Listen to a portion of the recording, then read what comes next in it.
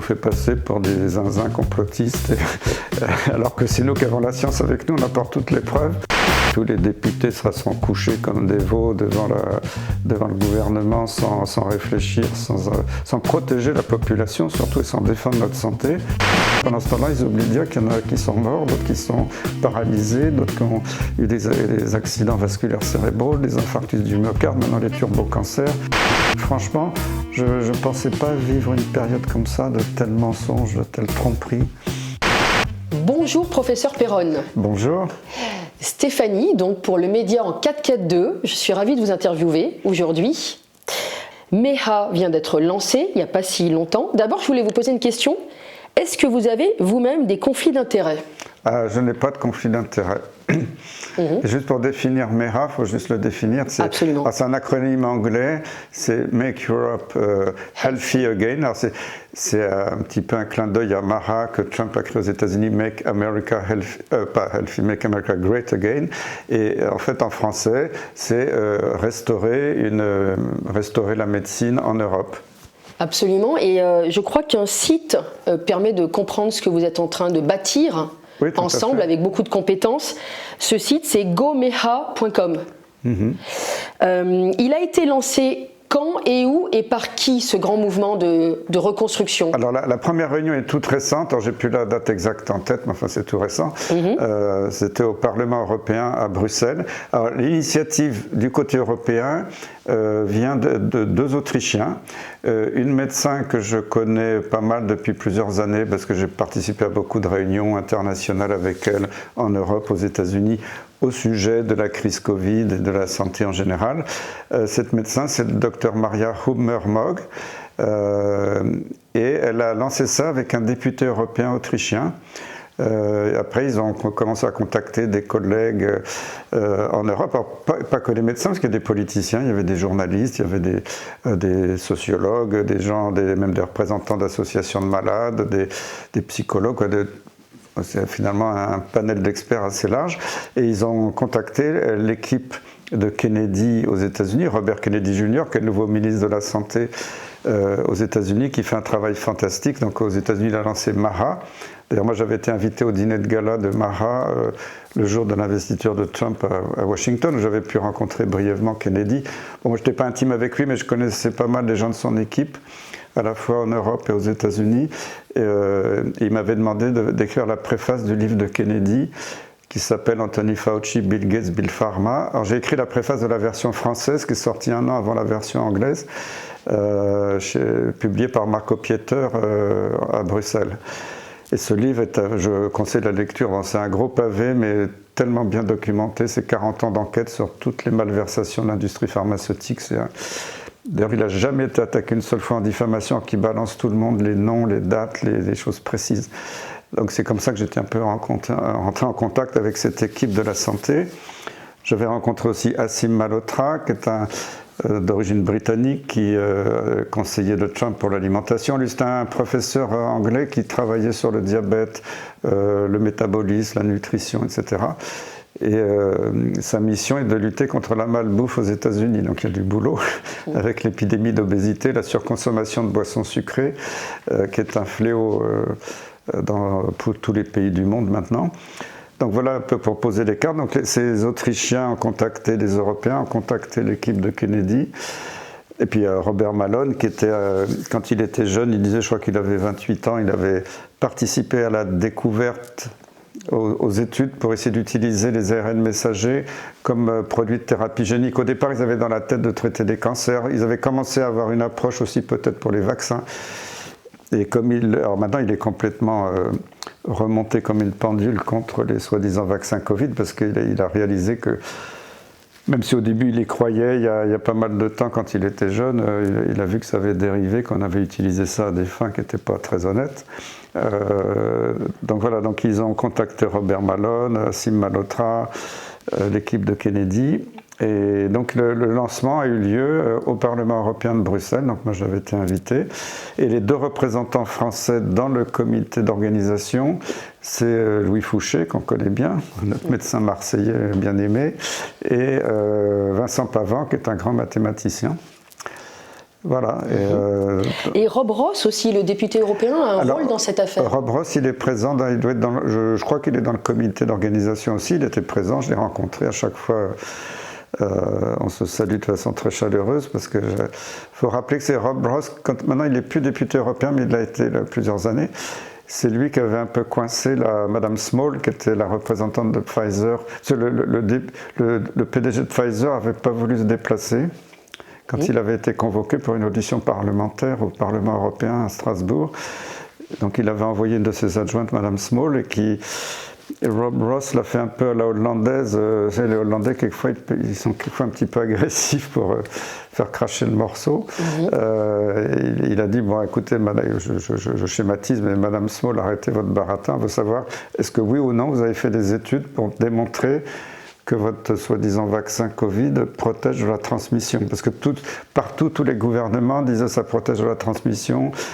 Si vous vaccinez ou si on vaccine les soignants, ça empêchera la transmission dans les hôpitaux, ça empêchera de contaminer la grand-mère, ça empêchera tout. Et c'est sur l'autoroute, c'était tous vaccinés, tous protégés. Et tout ça, c'était du pipeau, c'était une grande campagne internationale mensongère. Il y avait zéro étude. Elle était obligée de l'avouer, parce qu'elle était mal préparée, elle a bredouillé, elle a dit ben non, on n'a pas fait d'études. Et ça, j'ai beaucoup d'admiration pour Rob Ross, que j'ai rencontré après plusieurs fois, parce que j'avais déjà été invité au Parlement européen à Strasbourg il y a quelques années, où j'avais été invité à faire une conférence.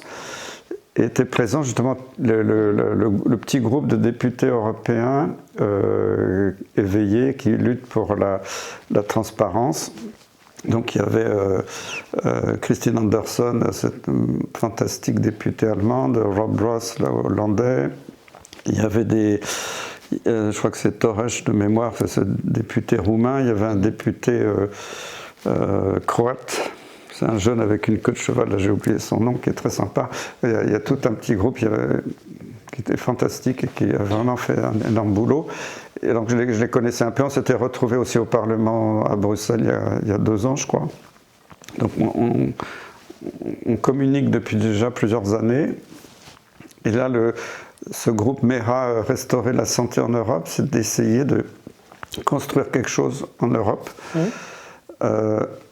En sachant, d'ailleurs ça fait l'objet de mon discours, du très bon discours de quelques minutes lors de la conférence de presse à Bruxelles, c'était de dire, le but c'est pas de calquer ce qui se fait aux États-Unis, parce qu'on n'a pas du tout la même culture, le même système de santé.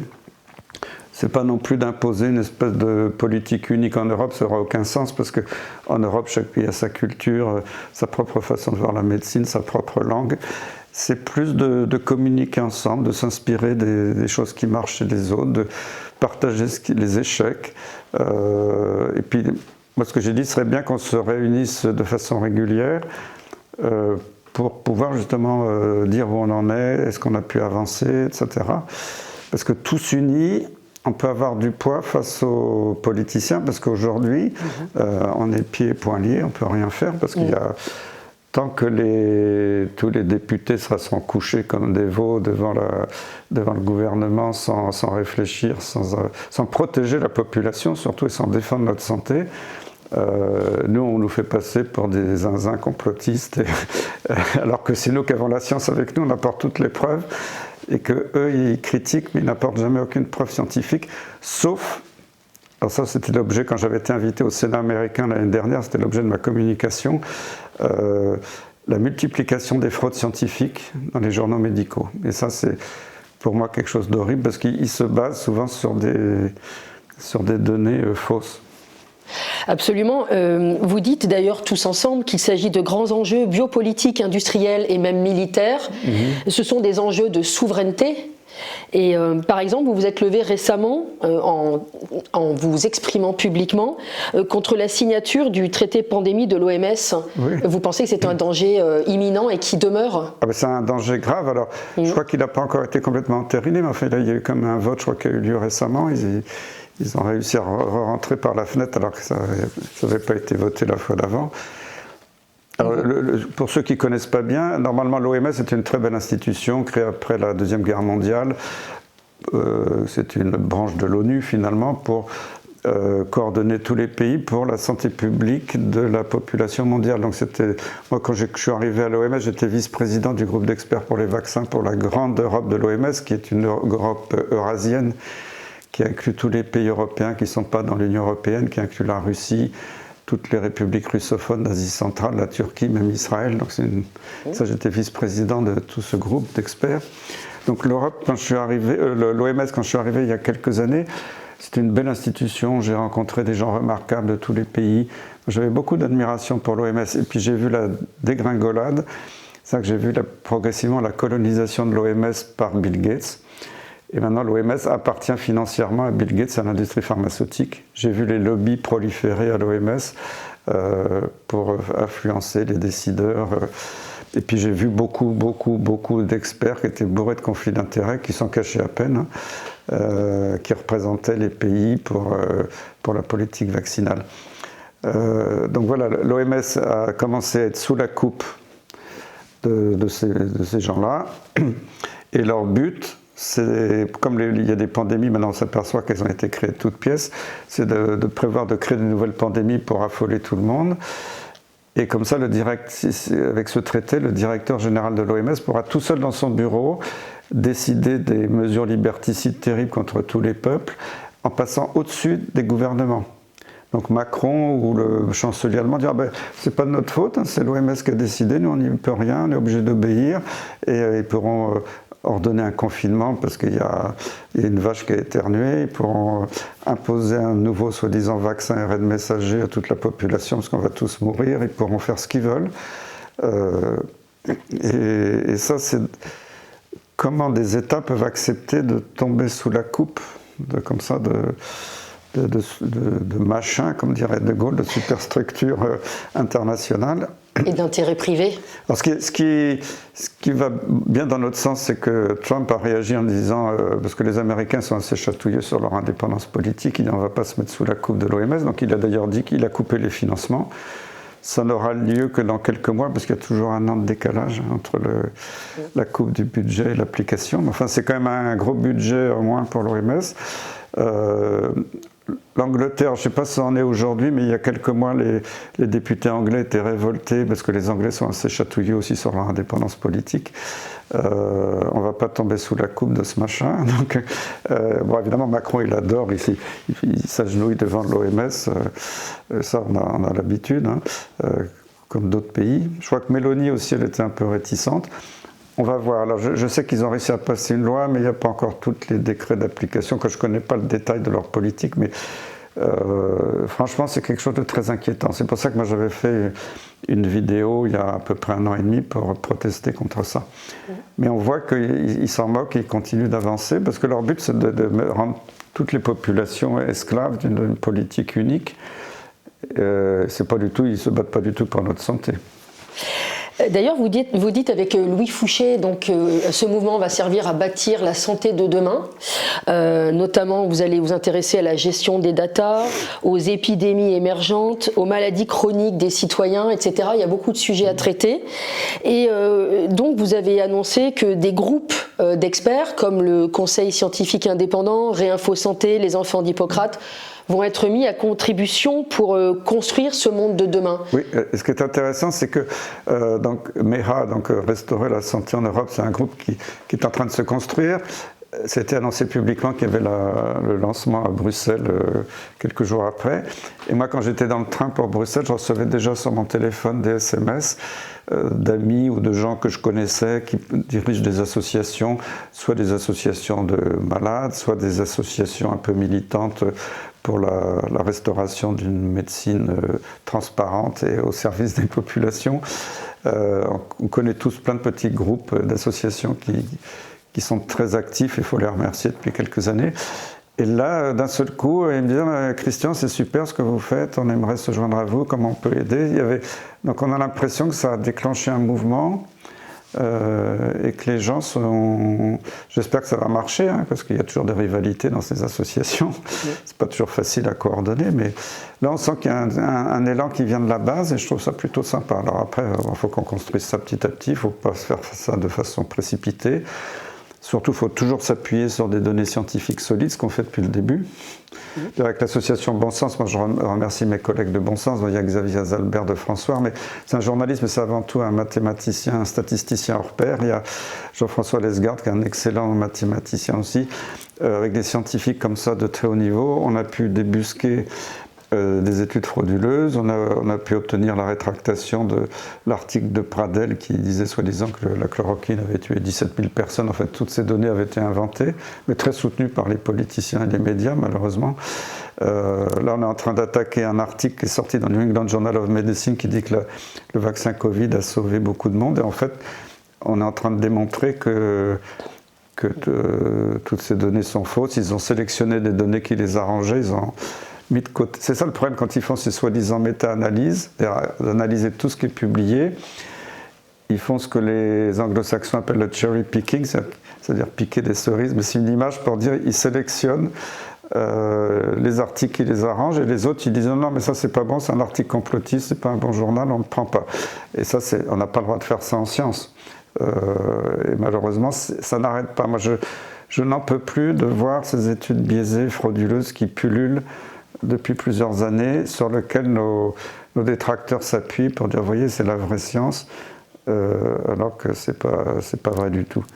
D'ailleurs, vous dites que vous avez eu des victoires avec l'association Bon Sens, notamment contre le professeur Molimar qui était entré en guerre contre l'hydroxychloroquine et le professeur Costaglia qui était entré en guerre contre l'ivermectine. Oui, alors Molimar, en fait, je crois qu'il n'était pas co-auteur, mais c'est lui qui a soutenu, qui était sur tous les médias pour que l'étude de Pradel, dont je viens de parler, qui disait qu'il y avait eu 17 000 morts avec la chloroquine, il était partout, donc c'est un professeur, je crois qu'il est dans la pharmacologie à Bordeaux. D'ailleurs, on ne l'entend plus trop, mais ce qui est quand même impressionnant, c'est que Macron récemment a dit je vais créer un nouveau conseil pour nous dire ce qui est la vérité scientifique. C'est quand même grave. Hein. Et qu'est-ce qu'il a mis, Molimar et Costagliola? Effectivement, Costagliola pour l'ivermectine, c'est public, donc je peux le dire. D'ailleurs, on n'a jamais protesté quand plusieurs personnes, dont moi, en avons parlé. Il y a quelques années, il y avait un professeur anglais, Andrew Hill. D'ailleurs, je l'avais connu à l'OMS, je l'avais croisé quelques fois parce qu'il travaillait pour les vaccins. Je crois qu'il était d'une université anglaise prestigieuse. Et l'OMS lui avait demandé de faire une analyse de tout ce qui était publié sur l'ivermectine. Et je pense qu'il son université a reçu de l'argent, tout ça, pour faire cette étude.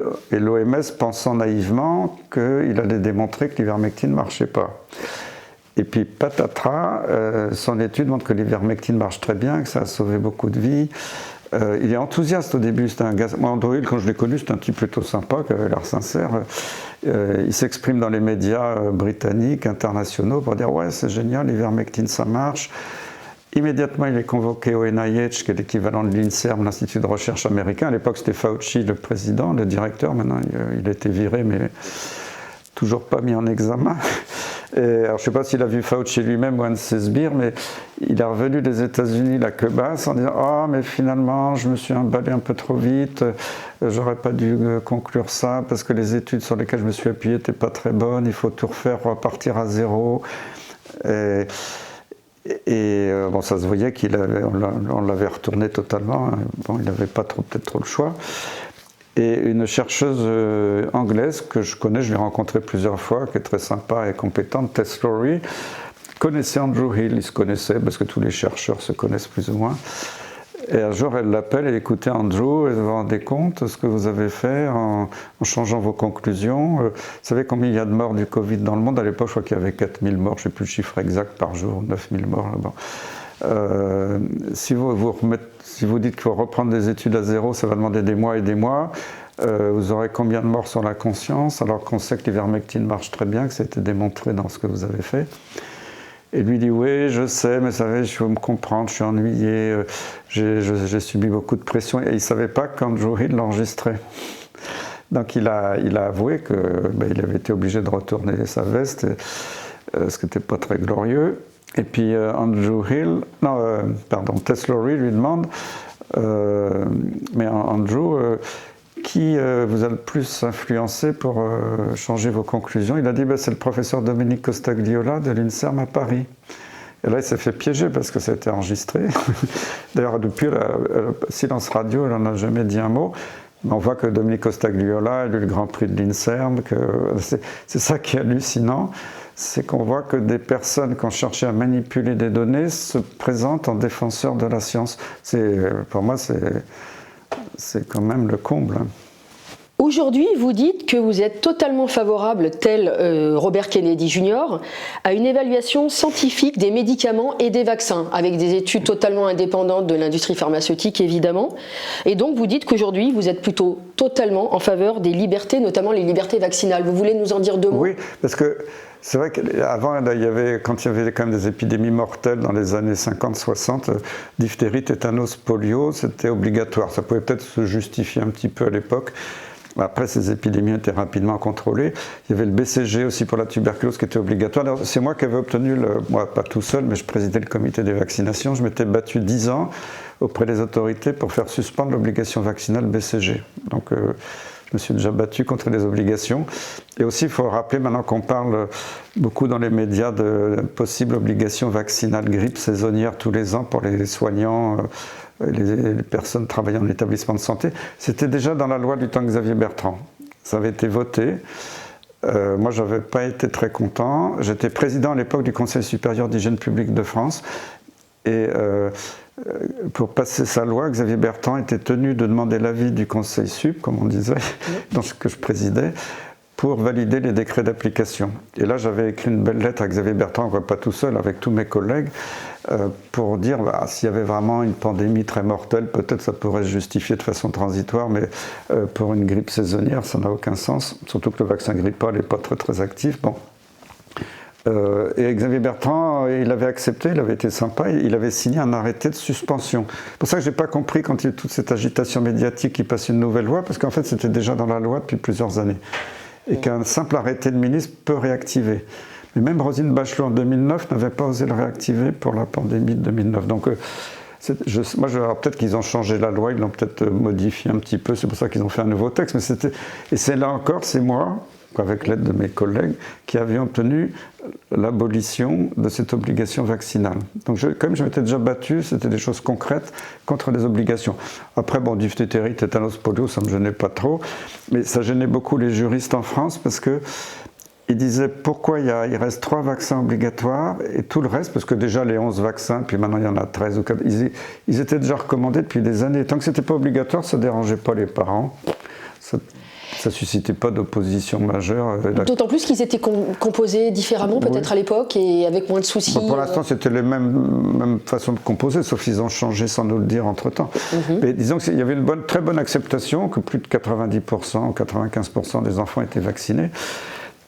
Mais les juristes disaient soit tout doit être obligatoire, soit tout recommandé non obligatoire, parce qu'il n'y a pas de justification de faire des 2 poids 2 mesures entre les vaccins. Et nous, on en avait beaucoup discuté au sein du comité technique des vaccinations et du Haut Conseil de la santé publique. Et on avait plutôt conseillé au gouvernement de rendre tout non obligatoire. Après, il faut faire attention, s'il y a des épidémies qui repartent, il faut surveiller très étroitement les maladies pour ne pas non plus faire n'importe quoi et éventuellement revoir la copie s'il n'y a pas un bon impact. C'était plutôt notre position officielle. Après, moi, j'ai démissionné du Haut Conseil de la santé publique pas très longtemps avant le Covid, parce que j'en avais marre, ils nous enlevaient tous les moyens et ils nous demandaient de plus en plus de boulot. Mais en fait, ils nous avaient un peu virés du ministère quelques années avant en changeant le Conseil supérieur d'hygiène publique de France en Haut Conseil de la santé publique, parce que je pense qu'on avait à l'époque une vraie expertise indépendante, on travaillait main dans la main avec des médecins qui étaient super à l'époque à la Direction générale de la santé, qui étaient des gars honnêtes, sans aucun conflit d'intérêt. Alors c'est pareil, ils ont viré la plupart des médecins de la Direction générale de la santé, parce que c'est réduit maintenant à peau de chagrin. Et je pense que c'est là qu'ils ont dû commencer à faire entrer au ministère des cabinets de conseil comme McKinsey. Donc finalement, les experts, les vrais experts indépendants tels qu'il y a eu, alors je ne dis pas qu'il n'y avait pas des gens quelquefois un peu corrompus ou qui essaient de faire passer des trucs dans les commissions, mais moi je les dépistais, puis j'avais fait passer des règlements intérieurs très stricts pour la déclaration des conflits d'intérêts. Moi j'étais intraitable, s'il y avait un conflit d'intérêts majeur, ils avaient le droit d'assister à la séance éventuellement, ils pouvaient donner leur avis, mais après ils devaient sortir de la salle pour la décision finale et le vote. Et c'était écrit que machin n'avait pas voté, et dans les comptes rendus publics. Alors après, pendant la crise Covid, tout ça c'était oublié. Plein de gens qui participaient aux décisions ne faisaient pas partie du Haut Conseil. Il n'y avait plus de vote, il n'y avait plus de compte rendu. C'était n'importe quoi. Donc c'est moi qui suis parti du Haut Conseil, parce qu'il y en a qui ont dit ouais, Perron il l'ont viré, il m'a jamais viré. Au contraire, ils m'ont supplié de rester parce que j'avais fait un très bon boulot depuis des années. Mais moi j'ai dit je peux plus travailler dans ces conditions, ça devenait n'importe quoi. Et je crois que j'ai bien fait d'ailleurs de démissionner au bon moment. Et après, Agnès Buzyn est arrivée comme ministre, et c'est elle, moi j'étais déjà plus aux manettes, qui a rendu obligatoire tous ces vaccins. Et voilà, donc c'est la situation actuelle. Et maintenant, au vu de tout ce qui se passe, d'autant que j'ai totalement perdu confiance dans l'industrie pharmaceutique. Moi, j'avais une grande confiance. Bon, il y avait de temps en temps, on voyait un petit peu de magouille, de petite corruption. Moi, j'ai dit, bon, c'est comme ça partout, malheureusement. On est obligé de faire avec. Là, on voit, ça a été dévoilé dans le livre de Kennedy, mais dans plein d'autres choses, la corruption est majeure, elle est systémique, chez tous les leaders d'opinion majeurs, dans des sociétés savantes, partout, dans les journaux médicaux, que je n'ai plus confiance. Et quand on sait que c'est pareil dans l'industrie chimique, quand on vous vend des herbicides, on déclare qu'un produit alors qu'il y en a 10 dedans, mais qui ne sont pas mis sur l'étiquette parce qu'il y a des lois qui protègent les fabricants. On se dit, on n'arrive pas à voir la composition des soi-disant vaccins Covid. On sait qu'il y a plusieurs compositions selon les labos, peut-être selon les périodes. C'est aucune transparence. Donc je me dis, si ça se trouve, ils sont capables de nous mettre des produits qu'ils ont rajoutés en douce maintenant. Je pense qu'ils ne le faisaient pas il y a 20 ans, mais maintenant ils en sont capables, puisqu'ils nous ont montré qu'ils étaient capables de le faire.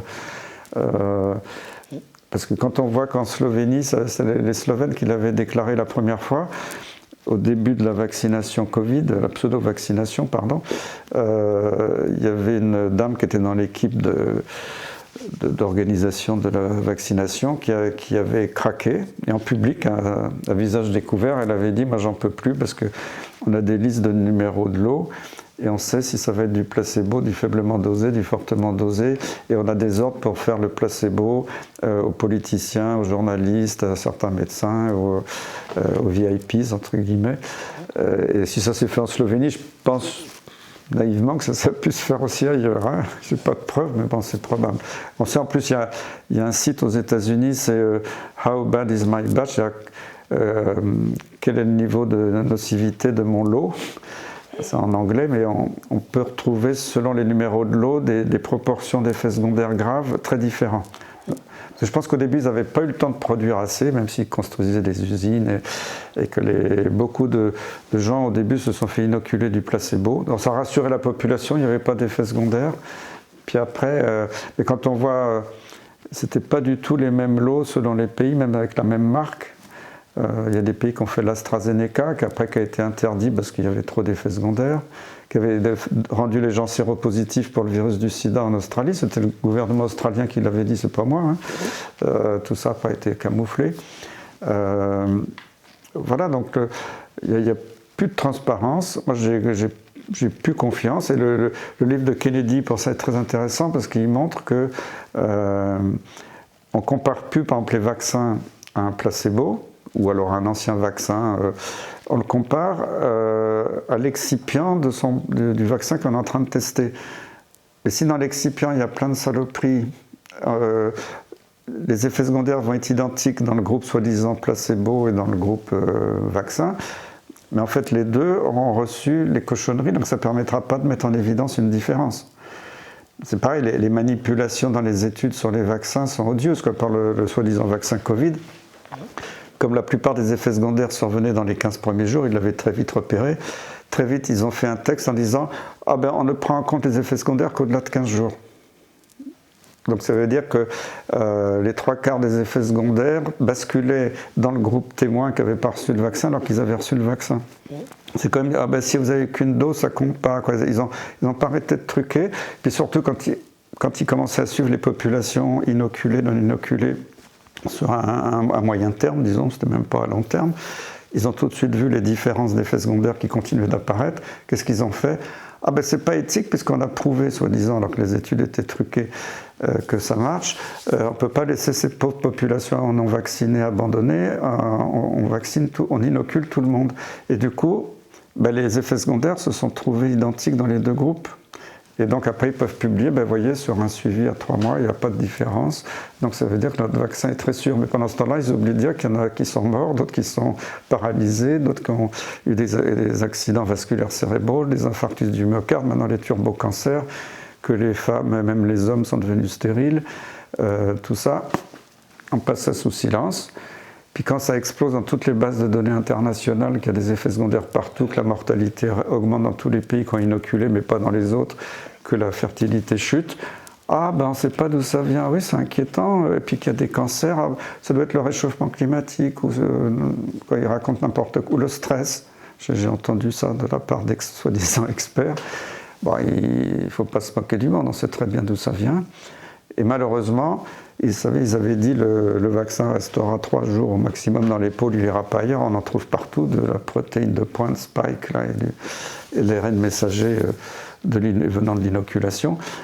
Et on en a même trouvé, parce qu'on l'a recherché plus de 2 ans après. Si on fait une étude 3 ans après, on en retrouvera peut-être encore. Plus de 2 ans après, il y a encore des gens qui sont bourrés de protéines spike, d'ARN messager, et qui peuvent faire des caillots, etc. Alors, on voit que les effets secondaires peuvent continuer à apparaître au fil des années parce que les gens continuent à produire ces saloperies. Et ce qui m'inquiète énormément, c'est qu'ils ont pas mal avancé quoi, pour faire des nouveaux vaccins ARN messager autoréplicants. C'est-à-dire que là, ce sera ad vitam aeternam que la personne qui aura reçu une seule injection produira ces protéines toxiques.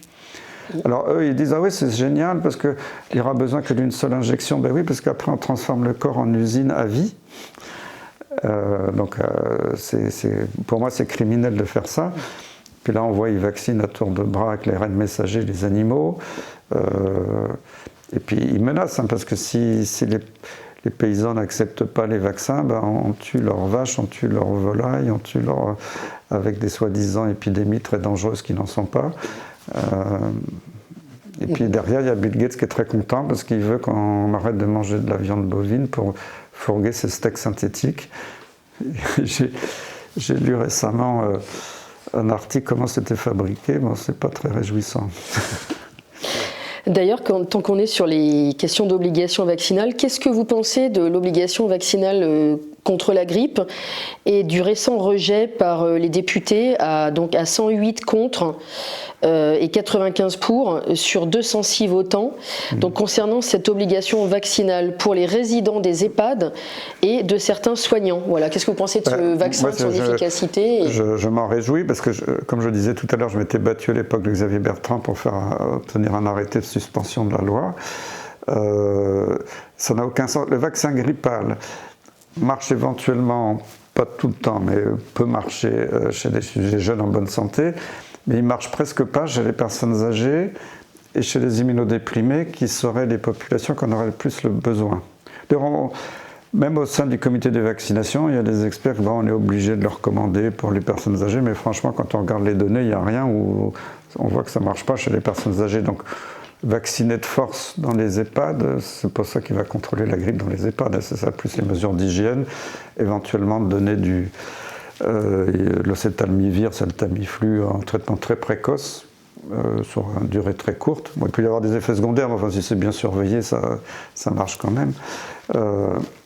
Que de s'amuser comme ça, inoculer. Alors, le vaccin grippal saisonnier, c'est une vache à lait pour l'industrie pharmaceutique parce que, d'abord, le vaccin est donné à des personnes en bonne santé, ça touche beaucoup de monde, et c'est tous les ans.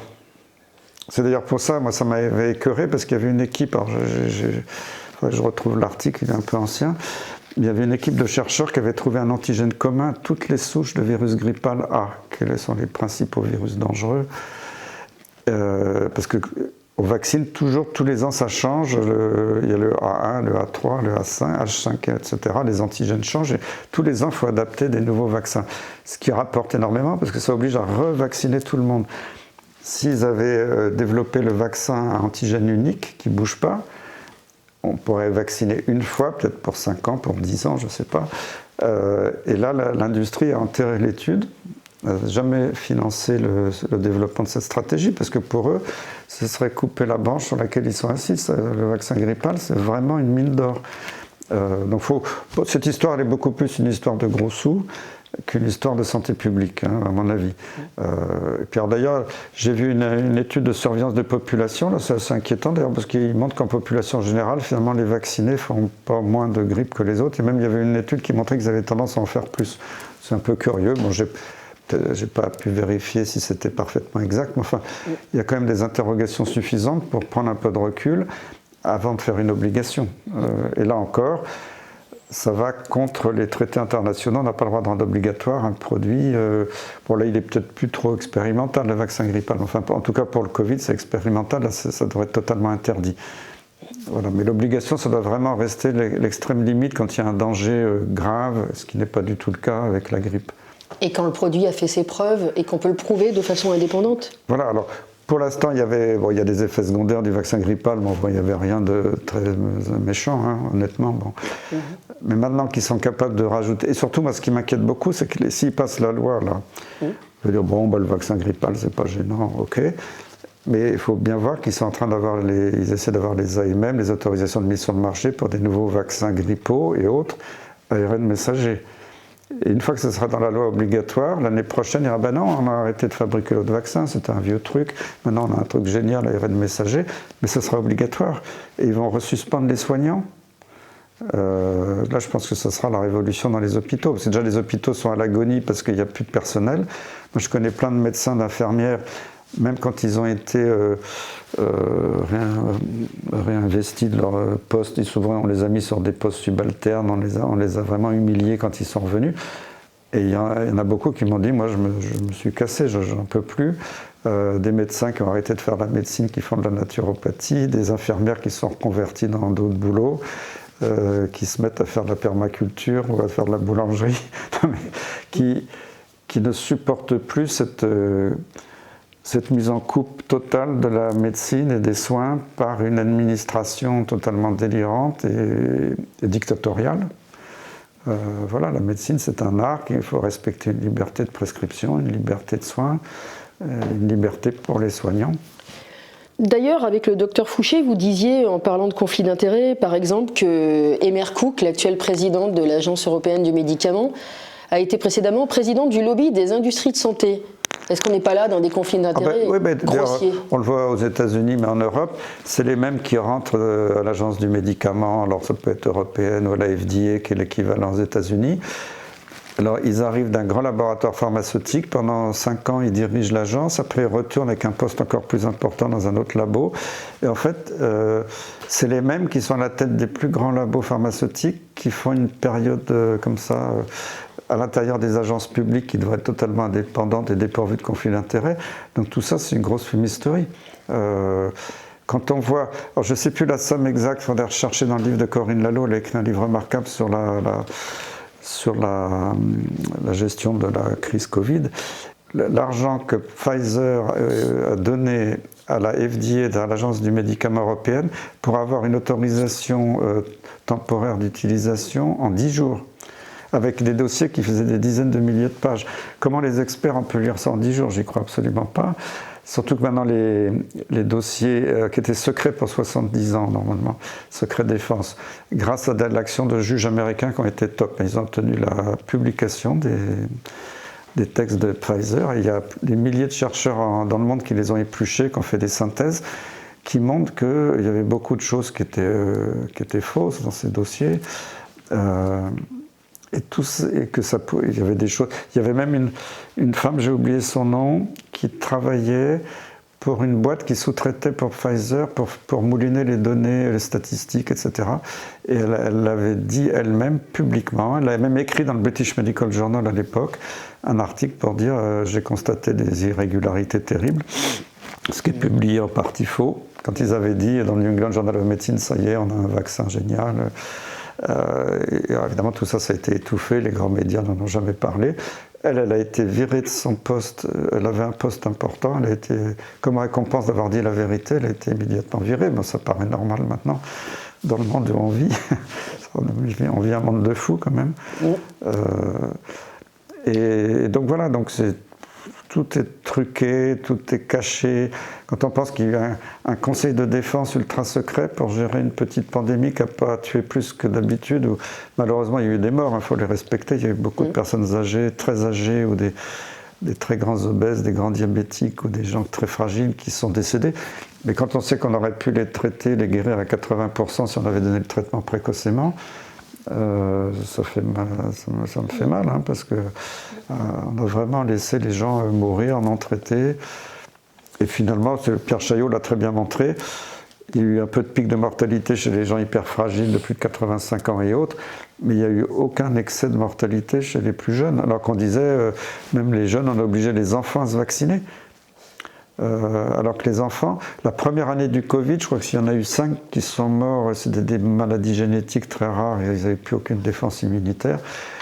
Et après, il y a eu 0 mort chez les enfants. Et j'ai même entendu Agnès Buzyn, il y a quelques mois, critiquer fermement Kennedy, qui avait remis en cause un peu tout ça, en disant si à cause de Kennedy, on ne vaccine plus les enfants contre le Covid et qu'il y a des morts du Covid à nouveau, il faudra que Kennedy rende des comptes devant la justice. Mais je dis, mais elle est au courant, Agnès Buzyn, que ça ne touche pas les enfants, le Covid, en tout cas ça ne les tue pas.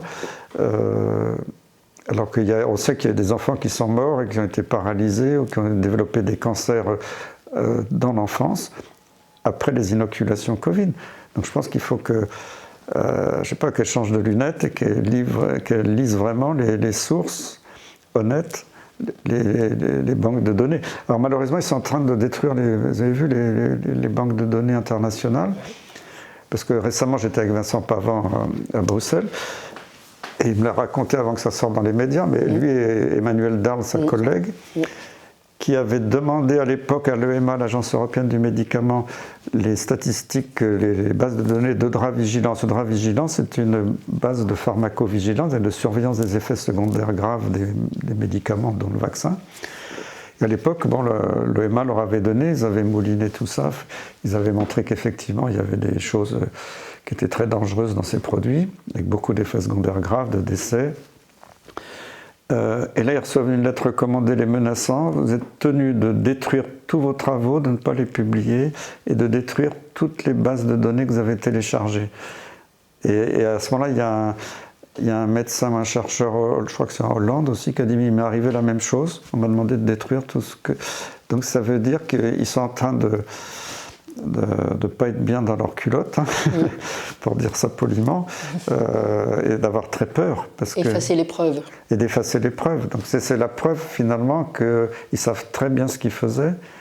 Et ça c'est, franchement, je ne pensais pas vivre une période comme ça, de tels mensonges, de telles tromperies.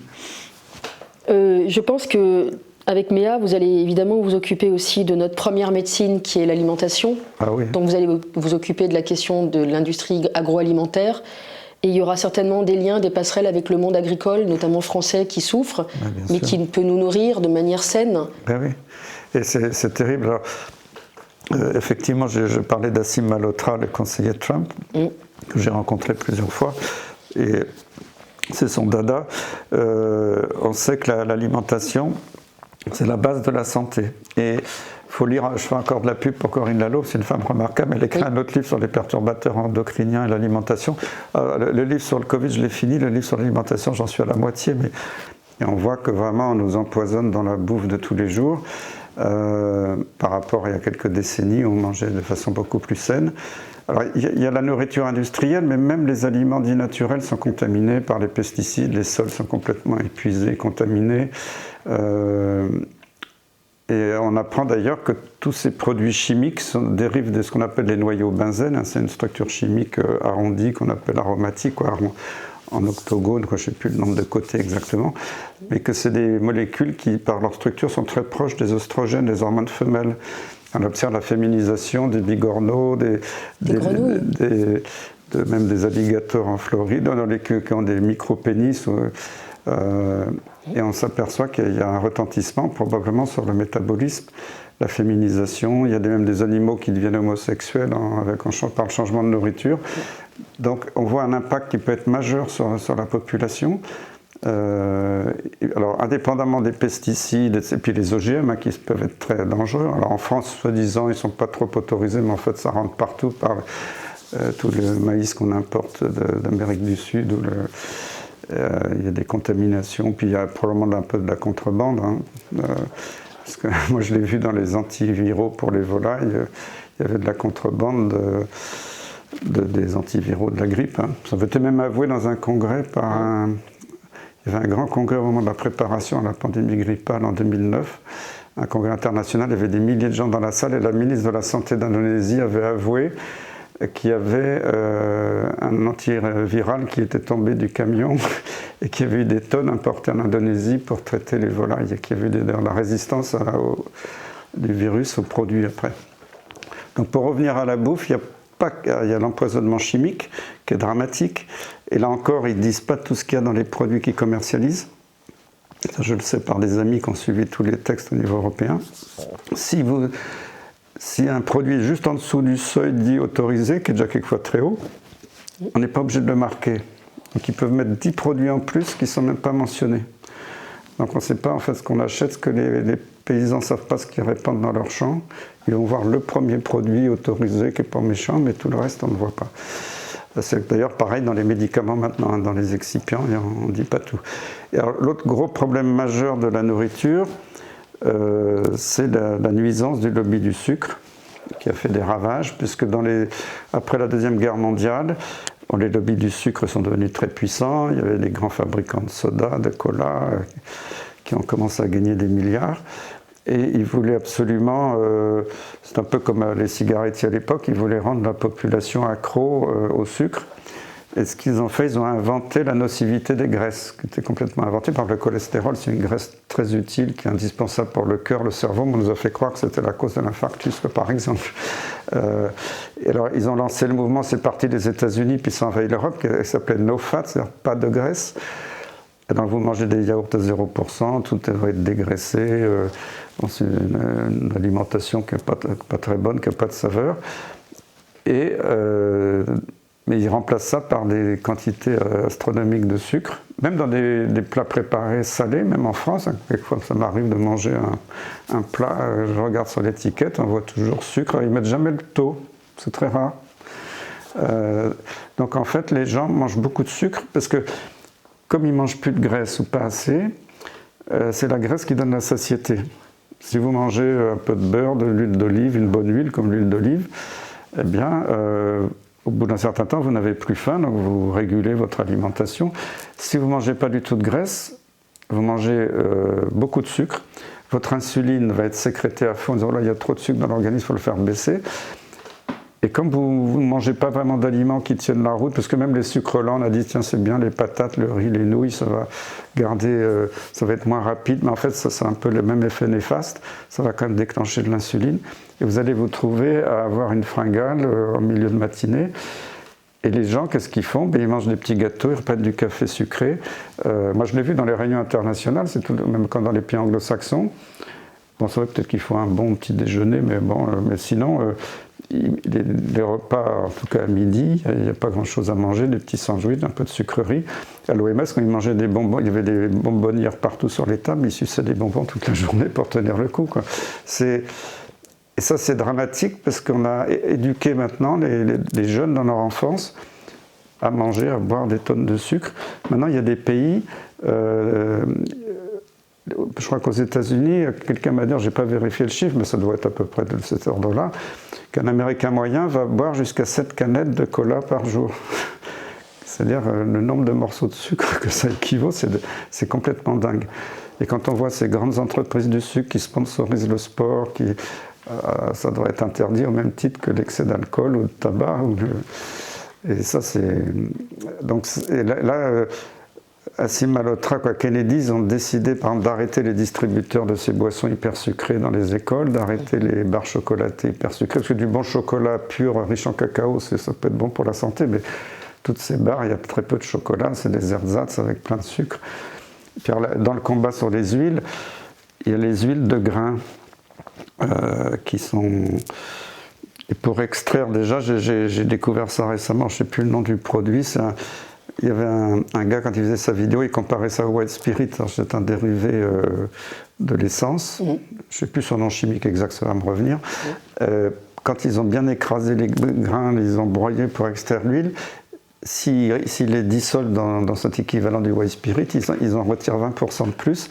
Après, ils disent ben, c'est pas grave parce qu'après on rince, il n'y en a plus beaucoup dans l'aliment final, mais il y a quand même des traces qui restent. On ne sait pas trop ce que ça donne. Et alors, donc il y a des mauvaises huiles, notamment les huiles de grain. Kennedy essaie de limiter tout ça, mais il est face à des lobbies là, encore très puissants. Et ce qui m'a fait rire l'autre jour, il n'y a pas longtemps, j'ai vu dans un grand journal médical un grand article qui essaie de tuer l'huile d'olive. Alors ça m'a rappelé les articles qui disaient la chloroquine ça tue, les vaccins sont...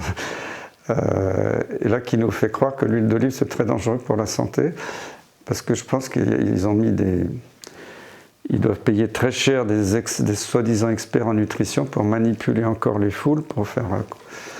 voilà, donc il y a un énorme boulot à faire.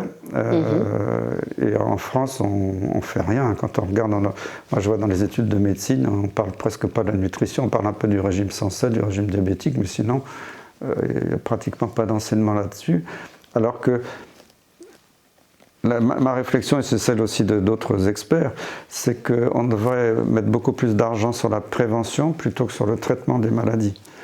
Par l'alimentation, la gestion du stress, les compléments alimentaires. Quand on voit qu'ils essaient de diaboliser la vitamine D, parce que ça sauve des vies, que ça diminue le cancer, ça aide à traiter la tuberculose, les maladies auto-immunes. Maintenant on dit non, mais la vitamine D ça ne sert à rien parce que c'est une perte de profit pour l'industrie, parce que l'industrie, ce qu'elle veut, c'est avoir plein de gens malades et malades à vie. Moi, j'ai guéri des maladies auto-immunes, alors pas toutes, parce que ça ne marche pas à tous les coups, par exemple dans les traitements anti-infectieux pour la maladie de Lyme chronique. Mais guérir quelqu'un avec quelques mois d'anti-infectieux, c'est pas rentable pour l'industrie. Ils préfèrent vendre des anticorps monoclonaux à 2000 € l'ampoule, injectés régulièrement ad vitam aeternam. Donc, mais comme tout le système, toutes les agences d'expertise sont infiltrées par l'industrie, même les hommes politiques, hein, moi j'ai des témoignages, je ne citerai pas de nom pour ne pas avoir d'ennui, mais je connais des ministres qui ont été très mouillés, parce que j'ai côtoyé des ministres par l'industrie pharmaceutique. Il est clair qu'il n'y a pas un centime qui est mis dans cette prévention. Éduquer les gens à faire d'une activité physique, pas forcément un sport intensif, le sport très intensif est plutôt nuisible pour la santé, mais un sport régulier, de la marche rapide, de la natation, d'un peu de bicyclette, de la gym douce, tout le monde devrait en faire. Et ça ne coûterait pas si cher d'éduquer les gens, mais on ne le fait absolument pas. Donc, comme en Chine, où on met l'accent sur la prévention, je crois qu'on ne paye son médecin que si on n'est pas malade. Oui, puis alors aux États-Unis, j'ai appris ça récemment par un collègue qui a travaillé longtemps aux États-Unis, qui m'a raconté ça récemment. Ils ont mis en place un système, donc si vous avez fait un infarctus et que vous avez très mal bouffé, pas géré votre stress, beaucoup fumé ou je ne sais pas quoi, bon, on vous dit ok, on vous met un stent, c'est un petit ressort pour déboucher l'artère coronaire. Mais maintenant, si vous voulez qu'on continue à vous prendre en charge avec l'assurance maladie, vous êtes obligé de suivre un stage sur changer votre mode de vie, mieux manger, arrêter de fumer ou arrêter le sucre, etc. Et si vous ne le faites pas, c'est votre choix, mais à ce moment-là, on ne vous rembourse plus. Et il paraît que ça marche, c'est-à-dire que ça fait chuter le nombre de récidives d'infarctus, par exemple. Parce que si on ne fait rien, même si comme ça le médecin donne quelques conseils à la sortie de l'hôpital ou dans la consultation de suivi, plus de 90% des gens reprennent immédiatement leurs mauvaises habitudes. Parce qu'ils mangent comme ça, ils vivent comme ça depuis des décennies. Bon, le médecin, il m'embête. Voilà, donc ça c'est... Si vraiment on accède dans la com, et malheureusement le seul mot qui sort tout le temps dans la prévention, il n'y en a qu'un, c'est vaccination. Moi je suis plutôt pour la vaccination en général, je n'ai jamais été anti-vax, à condition que ce soit des bons vaccins. C'est pour ça que je suis d'accord avec Kennedy, il faut les réévaluer correctement maintenant, ce qui n'est plus le cas du tout. Mais la prévention, c'est pas que le vaccin, ça peut être de prendre des bonnes mesures sanitaires d'isolement si on est malade, d'isoler les malades contagieux pendant quelques temps, c'est très bien, mais on ne confine pas une population en bonne santé, quoi. On est tombé dans un délire. Hygiène et alimentation. Hygiène, alimentation, oui, de se laver les mains régulièrement, ça évite aussi la transmission respiratoire. On transmet. Quelquefois, il y a des gens qui vous disent je ne te fais pas la bise, je suis enrhumé, et qui vous serrent la main, mais ils me contaminent beaucoup plus en me serrant la main, parce que juste avant, ils se sont frottés le nez, ils sont mouchés, ils ont du virus plein la main. Je préfère qu'ils me fassent une bise sur la joue, ils me contaminent beaucoup moins. Mais vous voyez, il y a des habitudes. Après, je ne dis pas qu'il faut tomber dans l'excès de l'isolement total et de la distanciation sociale qu'on nous a imposée, mais il y a un juste milieu, quoi. On me dit White Spirit ou Naftalour. Le Naftalour, distillat de pétrole succédané d'essence de térébenthine. Alors, oui, ça c'est le White Spirit, mais le produit, je ne sais plus si c'est hexane ou un nom comme ça, mais je ne sais plus le terme chimique. Moi, je le retrouverai. Il y a un autre souci, c'est que quand on extrait l'huile des grains, il y a une extraction par pression, mais ils sont aperçus que si on utilisait un solvant dérivé des hydrocarbures qui s'appelle l'hexane, eh bien, on peut extraire 20% d'huile en plus. Donc tous les fabricants d'huile utilisent ça. Ils disent oui, c'est pas grave parce qu'après on lave les grains, il reste que des traces. Mais même s'il reste des traces, ça n'a pas été étudié, ça a un impact sur la santé. Donc tout est comme ça, il n'y a aucune transparence. C'est pas marqué sur le flacon, les procédés qui ont été utilisés pour l'extraction, etc. Donc déjà, s'il y avait une obligation de citer tous les noms des excipients dans les médicaments, dans l'alimentation, même s'ils sont à l'état très faible, à un niveau très faible, ce sera un immense progrès. Quand on voit l'eau du robinet, bon, maintenant elle est stérile, il y a de l'eau de Javel où elle est stérilisée par des rayonnements, ça, du point de vue, je dirais, microbiologique, c'est top maintenant. Bon, il y a quelquefois un petit goût d'eau de Javel désagréable, mais c'est pas ça qui est gênant. Ce qui est gênant, alors c'est camouflé, ils disent jamais les résultats, mais on trouve des traces de médicaments, des traces de tous les produits chimiques qui viennent des champs et des rivières.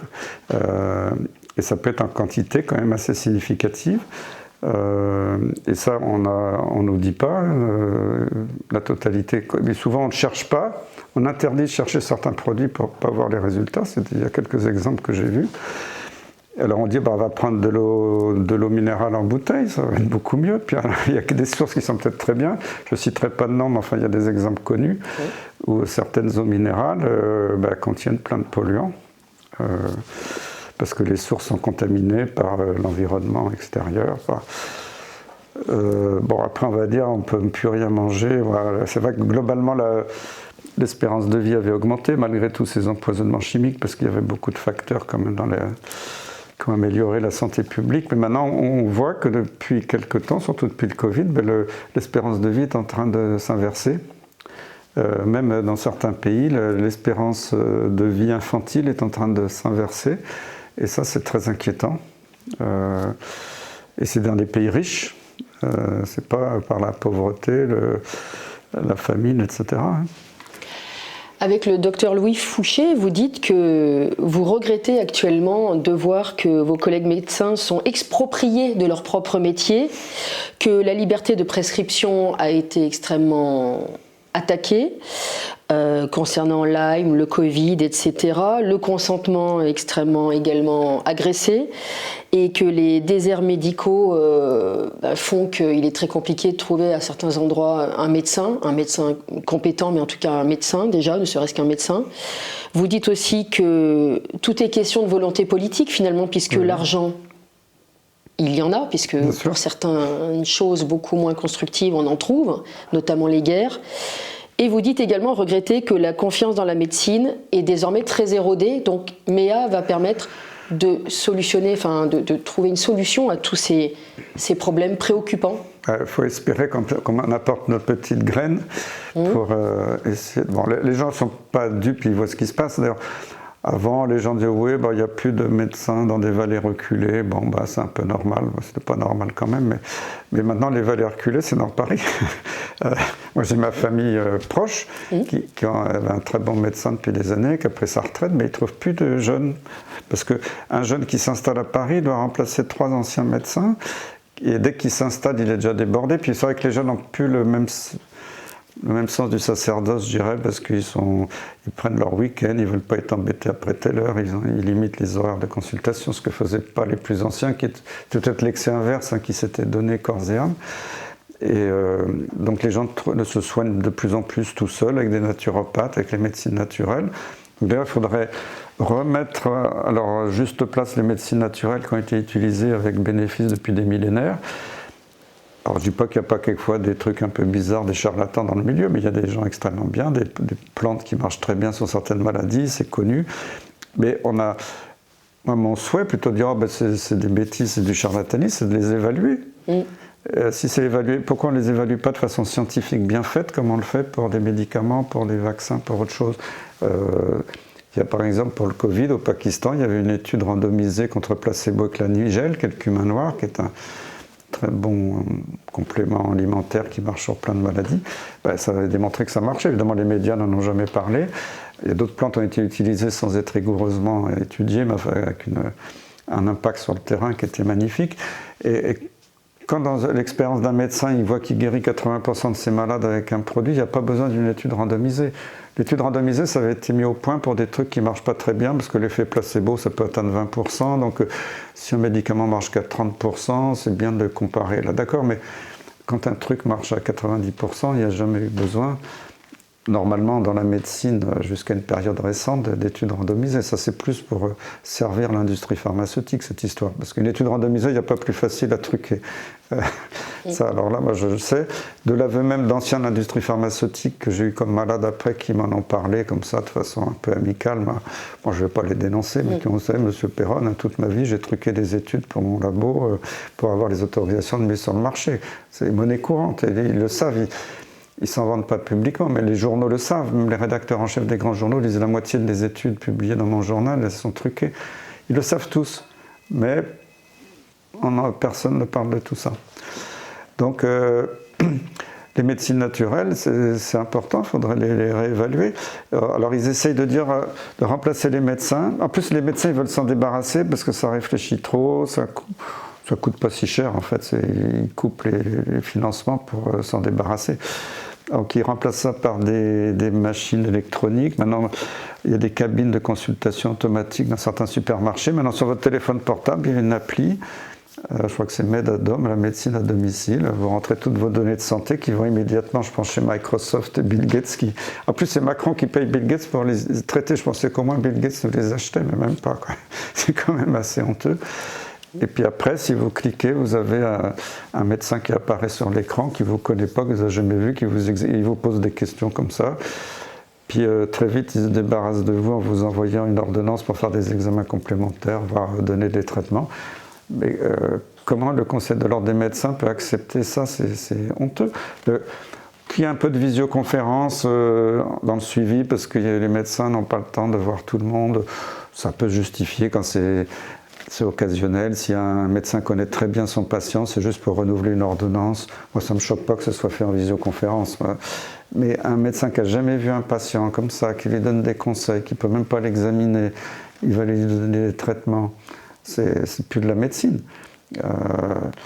Alors ils ont dit maintenant, il y a des infirmiers qui passent un diplôme, alors c'est des infirmiers à compétences élargies qui remplacent les médecins. C'est pareil, si c'est fait de façon raisonnable, ponctuelle, pour renouveler une ordonnance, faire des pansements, des choses médicales très simples, ça peut se justifier. Mais on voit que de plus en plus, ça va être utilisé de façon malhonnête pour dire qu'il n'y a plus besoin de médecins, parce qu'on a des infirmiers très bien, et les infirmiers vont leur coûter moins cher, et ils vont être beaucoup plus dociles, parce qu'ils n'auront pas non plus la culture médicale pour prendre suffisamment de recul sur ce qu'on leur impose. Et même les jeunes médecins qui sortent de la fac, maintenant c'est horrible, ils sont complètement paumés devant un malade. Nous, on apprenait les maladies par cœur à l'endroit à l'envers, on devrait tout recracher. Quand on était devant un malade, on savait les choses essentielles. Maintenant, ils ont appris plein de sciences, plein de trucs, ils ont fait des jeux de rôle, des cas cliniques très compliqués, mais devant un malade, ils n'ont pas les bases. Je le voyais avant de quitter l'hôpital, mais des collègues m'en parlent encore aujourd'hui. Ils sont pourtant tout aussi intelligents que les générations précédentes, mais on leur a fait un mode de formation qui leur a brouillé la tête, là. Et après, on leur a appris que tout devait être fait selon des recommandations. Donc, ils ne soignent plus que des résultats d'examen complémentaires.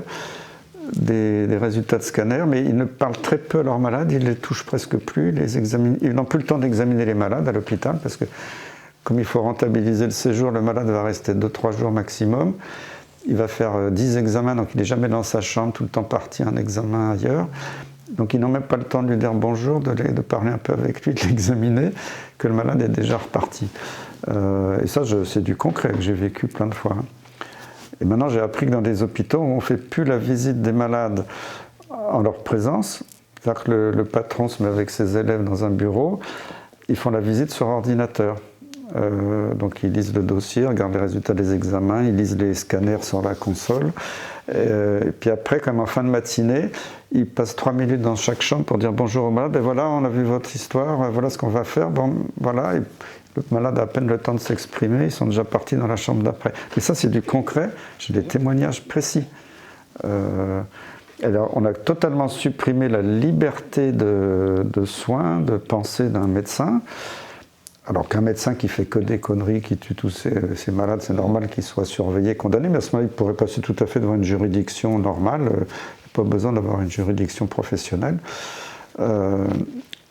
Mais si un médecin fait du bon boulot, qui n'a jamais eu aucune plainte, même s'il prescrit des choses qui ne sont pas dans l'autorisation de mise sur le marché, il faut le laisser prescrire librement. Il a peut-être son expérience qui est extraordinaire dans un certain domaine. Ça vaut bien mieux qu'une étude randomisée, une recommandation. Puis la recommandation, moi j'ai participé. J'en ai coécrit beaucoup, j'ai participé à des conférences de consensus. On voit quand même si on était peut-être encore un peu naïf à l'époque, qu'il y a comme une influence forte de l'industrie. On ne recommande que des médicaments de l'industrie, on n'a jamais le droit de recommander d'autres stratégies. Et surtout, qu'il y ait des recommandations, des conférences de consensus, moi je trouve ça très bien, si ça reste des recommandations. Parce qu'un médecin qui ne connaît pas toutes les maladies, on ne peut pas lui en vouloir, il ne peut pas tout savoir. Il dit tiens, j'ai une nouvelle maladie, là je vais regarder ce qui est recommandé par les experts. Alors qu'ils s'en servent comme un outil pour prendre sa décision, je trouve ça très très bien. Mais ce qui s'est passé au fil du temps, c'est que ces recommandations sont devenues des obligations. Et ça, c'est un scandale, c'est contre la science. La médecine doit rester un art, ce n'est pas une science exacte. Le médecin doit garder son libre jugement. Et il y a beaucoup de maladies d'ailleurs où il n'y a aucune étude scientifique de qualité qui dit ce qu'il faut faire. Parce que soit c'est une maladie rare qui n'intéresse personne, donc personne n'a financé d'études. Dans ces cas-là, c'est les gens qui ont créé la médecine factuelle, la médecine basée sur les preuves.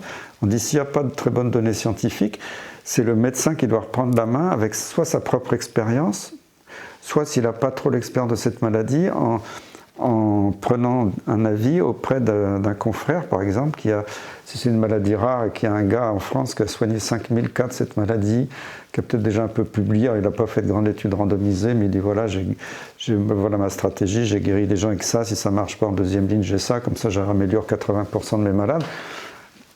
Pour moi, ça c'est du béton, c'est une mine, ça vaut bien plus qu'une étude randomisée truquée. Et là, c'est le médecin qui prend le pas sur la publication. Et il ne faut pas oublier qu'à chaque fois, c'est le malade à la fin qui doit choisir. Si le médecin fait bien son boulot, il doit exposer les données. Donc voilà, là, apparemment, il n'y a pas de souci, il y a des données très sûres. Là, il n'y a pas grand-chose, mais il y a voilà, l'expérience de certains médecins. Et c'est le malade à la fin qui choisit. Et maintenant, le malade, on s'en fout. Le médecin, il obéit. Et sinon, on va le sanctionner, le radier. Mais beaucoup de médecins de mes collègues sont écœurés par cette évolution de la médecine. Il y en a qui attendent la retraite péniblement, un peu comme moi à la fin aussi. On était dégoûtés à la fin, c'était plus la médecine qu'on a connue. D'ailleurs, vous dites à vos patients, vous êtes votre propre médecin. Vous dites avoir appris beaucoup de vos malades, notamment pour la maladie de Lyme, entre autres. Oui, parce que les malades, ils se connaissent. Parce que maintenant, tout ce qui n'est pas visible par un appareil n'existe pas. Mais par exemple, la douleur, ça ne se mesure pas avec un appareil, c'est du déclaratif. On donne une échelle où vous placez votre douleur entre 1 et 10. La fatigue, ça ne se mesure pas par un appareil, etc. Donc tout ce qui est ces signes dits subjectifs, dont les malades se plaignent, quelquefois ça leur pourrit la vie, ils ne peuvent plus marcher, ils ne peuvent plus ramener leur enfant à l'école, ils ne peuvent plus travailler, ils ne peuvent plus se concentrer, ils ont du brouillard cérébral. Tout ça, le médecin, on lui a appris s'il y a trop de plaintes, c'est psychosomatique, donc il n'écoute même plus. Vos examens sont normaux, votre radio est normale, bon, circulez, vous m'emmerdez, allez voir un psychiatre. Ça se termine comme ça. Mais ces malades, ils ressentent dans leur chair. Si on leur donne un traitement qui ne marche pas, ils le sentent tout de suite. S'ils donnent un traitement qui les aggrave, ou un traitement qui les améliore, ils le sentent. Ah ben depuis que j'ai pris l'antibiotique, c'est génial, depuis 8 jours, j'ai plus aucune douleur, je peux remarcher normalement, voire courir un petit peu, ce que j'ai pas fait depuis 5 ans. Pour moi, c'est une valeur énorme. Et là, mon baromètre, c'est les dires du malade, c'est pas un appareil. Mais malheureusement, dans les facs de médecine, on leur apprend, les statisticiens apprennent aux malades, aux jeunes médecins, pardon, les malades, c'est pas une valeur scientifique sûre. Parce qu'ils sont trop subjectifs. Et puis je sais bien que ça existe quelquefois des gens qui majorent un peu leurs symptômes pour avoir des arrêts maladie ou quelques vrais cas psychiatriques qui un peu inventent des trucs. Hypochondriaque. Oui, mais en fait dans ma pratique je m'aperçois que c'est un tout petit nombre. Ça existe, mais c'est vraiment très rare. Et la plupart des gens n'ont aucun intérêt à se plaindre. D'ailleurs, les Lyme, ceux qui avaient la maladie de Lyme chronique que j'ai guérie, la première chose qu'ils ont fait, c'est pas de ressombrer dans la maladie pour aller emmerder un autre médecin pour avoir des arrêts maladie. C'était de courir, s'occuper de leur famille, retourner au boulot. C'était des gens ne pas aller travailler, pour eux c'est un drame, et on les fait passer pour des feignants qui restent au lit parce qu'ils veulent pas travailler. C'est honteux la façon dont on traite les malades, et le fait de toujours pas reconnaître la maladie de Lyme chronique, alors qu'il y a toutes les preuves que c'était une bactérie de guerre modifiée, d'abord en Allemagne nazie, puis après aux États-Unis, un peu au Japon aussi. Il y a les preuves, c'est sorti aux États-Unis, il y a des livres, il y a eu des votes à la Chambre des représentants, il y a même les archives de la CIA qui ont révélé ça récemment. Et on continue à dire que je raconte n'importe quoi, que le Lyme n'existe pas. Et les médecins qui encore, il y en avait beaucoup qui soignaient le Lyme chronique il y a quelques années, ont été tellement menacés, certains ont été radiés pour l'exemple, que les malades sont en errance totale. Il y en a qui se suicident, qui ne trouvent plus de médecins. Et le Conseil de l'Ordre continue à radier des médecins qui sauvent des vies. Quand on voit que les médecins qui ont traité rien qu'avec un antibiotique, parce que souvent ils n'avaient pas accès à la chloroquine, il y a eu, dans le groupe avec l'azithromycine, avec Claude Escarguel, il y a eu 0 mort, 0 hospitalisation. Alors que les médecins qui suivaient les recommandations du gouvernement, chez les personnes âgées, dans des EHPAD, il y a eu jusqu'à 50% de mortalité.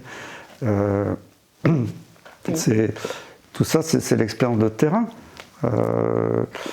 Et quand on voit qu'on continue à embêter des médecins qui ont prescrit de la chloroquine, de l'ivermectine, de la vitamine D, maintenant il y a toutes les preuves scientifiques que ça marchait super bien, parce que les études qui ont été publiées contre, on a vu, c'est des études fausses, truquées, certaines ont été rétractées, ou des études qui ont été, je dirais, conçues pour ne rien montrer. Parce qu'à l'époque de la chloroquine et des études, ils donnaient le médicament à des gens qui étaient hospitalisés depuis 1 semaine, qui étaient à bout de souffle. Et juste avant de les passer en réanimation, on leur donnait un comprimé de chloroquine. Bon, ça n'avait aucune chance de marcher à ce stade-là, par rapport à un placebo. Ou alors, il y a eu des études comme l'étude Recovery, qui était la grande étude de l'OMS, qui était aussi une étude anglaise, où ils avaient donné une dose de chloroquine qui était 4 ou 5 fois la dose maximum autorisée chez l'homme, qui était une dose toxique potentiellement mortelle. Et d'ailleurs, je crois qu'il y a eu un excès de mortalité dans cette étude. Mais cette étude continue à être publiée, à être utilisée dans les méta-analyses pour démontrer que la chloroquine était dangereuse. On a utilisé de façon totalement consciente une overdose toxique. Comment, d'ailleurs, un comité... Pour moi, tous les experts qui ont fait ça devraient être mis en examen. Tous les membres du comité d'éthique qui ont laissé passer ça devraient être mis en examen. Tous les ministres qui ont recommandé ça devraient être mis en examen. On a empoisonné des gens sciemment pour démonter une molécule publiquement. Donc, moi je pense que tous ces gens qui jugent au Conseil de l'Ordre, ils devraient déjà commencer par lire les publications, s'informer. La plupart du temps, ils ne connaissent pas le dossier scientifique, je ne leur en veux pas, c'est pas leur truc. Mais ils n'écoutent que la voix du gouvernement, la voix de 2-3 experts qui sont aux ordres. Ou qui ont publié des choses frauduleuses. Mais maintenant, je suis à l'aise parce qu'on peut le dire que c'était frauduleux, parce que c'était même reconnu internationalement. Mais ça n'empêche qu'on continue la désinformation sans arrêt. Pour en finir avec les USA, Aaron Siri, proche conseiller de Robert Kennedy Jr., a voulu supprimer le vaccin contre la polio. C'est un parcours du combattant, notamment contre les lobbies pharmaceutiques. Où en est-il aujourd'hui? Ah, ça, j'ai pas suivi cette affaire. Alors, c'est vrai que la polio, parce que quelquefois il y a des dénégateurs qui vont trop loin dans l'autre sens. Ils ont dit mais c'est pas le vaccin polio, n'a servi à rien, c'est le DDT qui donnait la polio. Si, la polio a toujours existé. Il y a 3 virus principaux, on les connaît, on les a isolés, cultivés, ça fait des anticorps, donc la polio en tant que maladie existe. Alors c'est vrai qu'autrefois, quand il n'y avait pas de vaccin, toute une partie de la population, des enfants, faisaient des formes tout à fait bénignes, qui faisaient comme une grippe ou une petite méningite qui guérissait toute seule, et c'était qu'une proportion qui faisait les paralysies. Alors, plus ou moins grave, quelquefois, quand on se promène en Afrique, en Asie, on voit des gamins qui ont les jambes tordues, même des adultes, parce qu'ils ont une atrophie d'un membre qui ne s'est pas bien développé, parce qu'ils ont fait la polio quand ils étaient petits, ils ont survécu. Et puis le DDT a probablement aggravé, il y a quand même des données assez solides pour montrer que là, on avait fait des épandages de DDT, il y avait plus de polio. Mais ça ne veut pas dire que la polio était due que au DDT, quoi.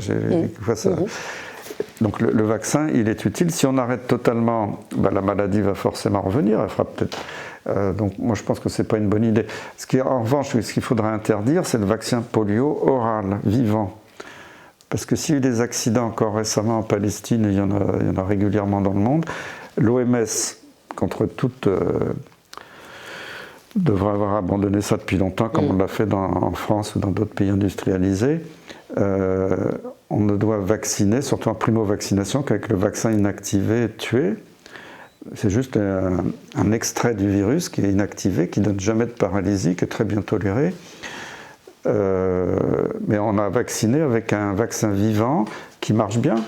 L'avantage, c'est qu'il n'y a pas à faire d'injection, c'est plus facile, ça coûte moins cher pour faire des grandes campagnes d'éradication. Mais le problème, c'est que ce virus vivant, quand il sort dans les selles des gens qui ont reçu le vaccin, de temps en temps, il peut se réactiver en virus virulent et donner des vraies paralysies de la polio. C'est pour ça qu'il y a eu des petites épidémies de paralysie dans les populations, on avait beaucoup vacciné. Alors maintenant, il y a une autre chose que j'ai suivie, mais je ne sais pas où ça en est. Ils ont sorti des études montrant que des enfants vaccinés avaient plus d'effets secondaires et de problèmes que des non vaccinés, étaient en moins bonne santé. C'est possible, il faudrait d'autres études pour confirmer tout ça. Alors, moi, je n'ai pas vu les données exactement, mais il faut être ouvert. S'ils disent ça, c'est qu'il y a quelque chose. Et est-ce qu'on n'a pas rajouté à ces vaccins qui étaient excellents dans les années 60, 70, 80, de nouveaux excipients? On sait qu'ils sont capables de le faire. Puisque par exemple, Bill Gates était très attaqué il y a pas mal d'années, j'étais encore à l'OMS, puisqu'il y a eu des campagnes d'éradication, je ne sais plus si c'était la polio, la diphtérie, mais enfin une de ces maladies, où ils avaient rajouté dans les seringues de vaccins de la bêta-HCG, qui est l'hormone qui normalement permet la grossesse. Mais quand on la donne à forte dose à une jeune fille, ça va la stériliser. Heureusement, l'effet n'est pas définitif, c'est un effet transitoire, mais enfin quand même. Donc ils ont stérilisé sciemment des jeunes filles en Afrique, en Asie. Alors maintenant, je crois que Bill Gates, il ne peut plus mettre les pieds au Pakistan, en Inde, dans certains pays africains, à cause de ça. Et ça, c'était dénoncé dans le livre de Kennedy. Donc quand on voit qu'ils ont été capables comme ça de camoufler de la bêta-HCG dans des seringues, est-ce qu'ils ne sont pas capables de camoufler d'autres trucs? C'est ça que, une fois qu'on a perdu confiance, c'est pour ça que moi je suis très déstabilisé, parce que j'ai toujours été pro-vaccin, mais maintenant, je pense que la plupart des vaccins pour l'instant qu'on nous vend en France sont encore des bons produits, il ne faut pas non plus tomber dans l'excès inverse, mais plus ça va, moi j'ai confiance, ça je le dis ouvertement. Et je ne suis pas du tout anti-vax, je me suis même battu pour la vaccination. Tout à fait.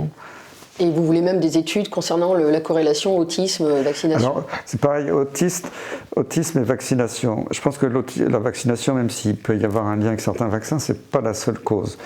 Alors d'abord, il y a eu cette polémique au CDC d'Atlanta, le Centre de surveillance des maladies. Alors ça date, ça fait plus de 10 ans, mais je ne sais plus la date exacte. Moi, j'étais encore à l'OMS, ils m'avaient dit non, mais ça c'est des fake news, c'est des bêtises. Mais en fait, il y a un film qui est sorti, que j'ai vu il n'y a pas très longtemps, où il y a un fonctionnaire du CDC. Le CDC, c'est une institution paramilitaire, ils ont des statuts militaires, même s'ils sont civils, c'est un grand centre de surveillance mondiale. Il y a un expert qui a dit, nous on a des données que les enfants qui ont reçu le RER, rougeole, oreillon, rubéole, font plus d'autisme.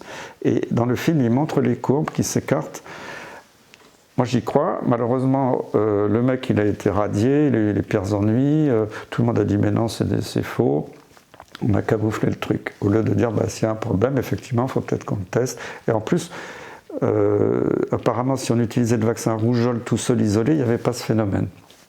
Alors je ne sais pas pourquoi ça donnerait plus l'autisme, parce que c'est des virus vivants atténués, donc c'est le même virus que la maladie naturelle. C'est peut-être de faire les trois en même temps. Les effets cumulatifs, ça aussi vous demandez des études indépendantes. Les trois en même temps, peut-être que ça... Peut-être chez certains enfants c'est nuisible pour le cerveau, c'est possible, c'est une hypothèse, c'est pas être complotiste de dire ça, il y a des faits. C'est être scientifique. Alors voilà, après, voyant les écarts de courbe que j'ai vus, même si le gars a dénoncé ça, et je crois ce qu'il a raconté, ça peut pas justifier l'explosion colossale de l'autisme dans le monde, où c'était une maladie très rare dans les années 50, et maintenant il y a un enfant sur 20, je crois, aux États-Unis qui est autiste. Donc, moi je crois beaucoup qu'il doit y avoir le rôle de perturbateur endocrinien, de produits toxiques, de... Peut-être, pourquoi pas maintenant les téléphones portables, on n'en sait rien. Les ondes. Les ondes. On dit oui, mais les Amish, ils n'ont pas d'autisme, mais ils ne se vaccinent pas. Mais les Amish, ils vivent comme au XVIIe siècle, dans des charrettes à cheval. Ils n'ont pas de moteur, pas de téléphone, pas d'électricité. Ils mangent que bio sur leur terre à eux. Donc, c'est pas que le vaccin, encore une fois. Donc, c'est pour ça que de mettre toutes les maladies de la Terre sur les vaccins, je n'y crois pas. Comme l'histoire, la polémique stupide, la hépatite B, sclérose en plaques, il y avait toutes les preuves que ça avait été monté de toutes pièces, et que le vaccin, en tout cas pour la sclérose en plaques, était sûr, même s'il y a eu des poussées de maladies auto-immunes après une vaccination, ça j'y crois tout à fait, mais il faut comprendre que une maladie auto-immune, par exemple, il y a des facteurs infectieux, ce que j'appelle les crypto-infections, comme la maladie de Lyme, des infections chroniques, bactériennes, parasitaires, virales. On en a tous des germes comme ça en nous qui dorment. De temps en temps, ils se réveillent parce qu'on est stressé, parce qu'on a pris un immunodépresseur, parce qu'on a une autre infection virale qui abaisse l'immunité. Puis petit à petit, on va commencer à développer des douleurs articulaires si on va faire une polyarthrite, des petits problèmes neurologiques si on va faire peut-être 2 ans après une sclérose en plaques. Au début, c'est des petits signes transitoires qui viennent, qui disparaissent, ça passe inaperçu. Et si à ce moment-là, on vous inocule un vaccin, quel qu'il soit, qui n'a rien à voir avec la sclérose en plaques ou la polyarthrite, il se peut que le stimulus immunologique soit considéré par l'organisme comme un petit stress, et soit la goutte d'eau qui fasse déborder le vase et vous fassiez votre première poussée de maladie auto-immune. Mais ça, j'y crois à fond. Mais ce n'est pas le vaccin qui est la cause de la maladie auto-immune. Pas direct, mais elle peut être une des causes. Vous êtes pour qu'on mène une enquête finalement, parce que c'est assez complexe. Et ce serait assez simple. Pour le vaccin rougeole, oreillon et rubéole, on fait une étude randomisée, on fait les 3 vaccins en même temps versus contre un seul vaccin, rougeole seul. Très vite, on peut voir s'il y a une différence. Puis en plus l'autisme, on le sait, malheureusement des médecins étaient radiés pour ça, mais Montagnier s'était battu, et moi j'ai vu moi je soignais pas les autistes moi-même, mais j'ai rencontré les médecins qui soignaient les enfants autistes, j'ai rencontré une pédopsychiatre qui était à Robert Debré, qui était impressionnée de voir elle-même, elle ne le faisait pas elle-même, hein, mais elle a vu des enfants soignés en ville par des médecins généralistes, qui est en train de guérir de l'autisme en quelques semaines ou quelques mois avec l'azithromycine et puis des antibiotiques assez courants. Et moi j'ai vu des vidéos avant, après, c'est spectaculaire. Et moi j'avais obtenu avec Montagnier de Xavier Bertrand, qui est une étude randomisée qui devait être financée par l'État. Pour que ce soit indépendant, ils avaient chargé Nicolas Moore, qui était un méthodologiste de Bordeaux universitaire, qui était professeur, de mener l'étude. Il m'avait demandé conseil, donc je l'avais aidé à rédiger la partie scientifique de l'étude, etc. Ça devait sortir. Il y avait des pédopsychiatres tout à fait convaincus, hospitaliers. Et d'un seul coup, il y a eu les élections. Hollande a été élu. Marisol Touraine est arrivée et son équipe a mis tout ça à la poubelle en disant que c'était du charlatanisme, sans même faire l'étude. C'est ça qui est odieux. C'est si on n'est pas dans la droite ligne de l'industrie pharmaceutique, de tout ce qui arrange tout le monde, les lobbies, ils ne financent pas les études. Ils disent que ça ne sert à rien, on ne finance pas des choses qui n'existent pas. Alors ça, c'est honteux pour moi, c'est le déni total de la science. C'est une attaque frontale contre la science. Depuis le 12 octobre 2025, notre nouvelle ministre de la Santé, c'est Madame Stéphanie Rist, qui est médecin rhumatologue, femme politique, membre du parti Renaissance, donc le parti d'Emmanuel Macron. C'est une dame qui a fait Sciences Po Paris en gestion de la santé. Elle elle a été rapporteure début 2023, rapporteure générale du projet de loi rectificatif de la sécurité sociale 2023 qui recule l'âge de départ de la retraite de 62 à 64 ans. Actuellement, elle travaille sur le traitement de la ménopause. Alors ça, j'imagine qu'elle a peut-être des liens avec l'industrie pharmaceutique, parce que la ménopause, c'est une manne financière que de traiter la ménopause. Cette ministre de la Santé, que pense-t-elle du mouvement MEA? Est-elle informée et vous a-t-elle fait des retours? Non, pour l'instant, on n'a aucune information officielle. Aucun média aux ordres n'en a parlé. Parce que finalement, s'ils parlent de nous, ça nous fait de la pub. Oui. Alors quelquefois, il y a certaines réunions, ce n'est pas MEA, mais des réunions de réinformation du public sur la crise. Quelquefois, quand c'était médiatisé avant, le lieu de la réunion, le groupe, il y a eu des attaques et des maires qui ont eu des pressions pour interdire la réunion dans leur ville. Une fois, je me souviens, il y avait une réunion, en plus c'était sur la permaculture, les médecines naturelles, la gestion du stress, améliorer le bien-être C'était tout à fait pacifique. Il y avait toutes les télés, c'était déchaîné 2 jours avant, les grands journaux, pour dire que c'était une réunion de complotistes anti-vax, alors qu'on ne parlait pas des vaccins spécialement, d'extrême droite et antisémites, alors qu'on n'a jamais parlé des juifs, personne n'était spécialement d'extrême droite. Et dans le village, ils se cachaient quand les gens sont arrivés, parce qu'il y avait beaucoup de monde, de plus de 1000 personnes. Ils pensaient que c'était des terroristes, qu'elle allait tout casser dans le village. Parce qu'heureusement, le maire avait maintenu la réunion. Et puis finalement, même les policiers sont arrivés, parce qu'on avait envoyé des policiers pour dire qu'il faut aller mater ces dangereux complotistes d'extrême droite. Et ils ont dit, mais c'est super pacifique, c'est sympa chez vous, il y avait des mamans avec leurs enfants, tout est dans la bonne humeur. Et ça, c'est une désinformation encore qui est récurrente. Donc voilà, cette ministre, je ne la connais pas. Comme il change tous les 6 mois ou plus, j'ai du mal à enregistrer tous les noms. Le dernier dont je me souviens bien, parce qu'il avait un nom de rasoir, il avait, quoi, c'est pas le dernier, mais Rousseau. Non, Braun. Ah, Gillette. Braun. Braun, ah oui, Braun. On n'a pas eu de Gillette, heureusement. Non, mais après, ils ont tellement changé. C'est d'ailleurs affolant que ça change tout le temps, là. Oui, mais en plus... moi, je ne connais pas les liens de cette dame avec les lobbies, donc je ne peux pas la juger. Je ne sais pas, on va voir ce qu'elle fait. Voilà. Affaire à suivre. Affaire à suivre, oui. En tout cas, vous êtes confiant avec le docteur Fouché? Ah oui, tout à fait. Louis Fouché, c'est un gars extraordinaire. Il a sacrifié sa carrière alors qu'il est plus jeune que moi, qui ne touche plus un rond. On ne l'a pas réintégré. Et il a gardé la foi, il se bat. Et ça, c'est génial. Et puis Vincent Pavant aussi, qui n'est pas médecin, mais qui est mathématicien, qui est aussi un type extraordinaire et qui se bat pour ne pas détruire les données de santé qui nuisent au gouvernement. Il est en train de se battre contre la censure qui est absolument terrible. On se croirait vraiment dans l'Allemagne des années 30, avec les autodafés et la répression. Merci beaucoup, professeur. Merci, c'était un plaisir de partager quelques événements de cette époque qui est assez terrible, mais je pense que ça ne va pas durer éternellement. Il faut toujours passer par des phases d'ombre et de ténèbres avant de renaître vers la lumière. Moi j'y crois qu'on va revenir à quelque chose de beaucoup plus sain en médecine. Et s'il faut, je me battrai avec les autres pour ça. Merci à vous. Merci.